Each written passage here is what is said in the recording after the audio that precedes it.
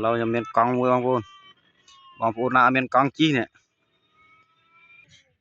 បងប្អូនណាមានកង់ជីនេះខ្ញុំមានមួយហើយខ្ញុំលក់ឲ្យធូរថ្លៃបងប្អូនខ្ញុំលក់ឲ្យតែ 50000 នេះកង់ស្អាតចេះហ្មងកង់ទៅវក់ឲ្យបានស្អាតចេះហ្មងខ្ញុំលក់ឲ្យមួយ 50000 បងប្អូននេះព្រោះខ្ញុំដូរពវៀនហងដូរកែបហងនោះខ្ញុំដូរកែបខ្ញុំដូរពវៀនហើយវាក់អីវ៉ាន់អត់អីទេវាក់របស់វាស៊ីនខ្ញុំលក់ឲ្យតែ 50000 បងប្អូនបងប្អូនណាអត់ទេសម្រាប់អ្នកអត់បើអ្នកមានអត់និយាយទេនិយាយអ្នកអត់អ្នកកង់ជីអ្នកកង់ជីតាក់ទងបងប្អូន 50000 ទុកឲ្យស្អាតចេះមកអត់មាននេះដូចថ្មីហ្នឹង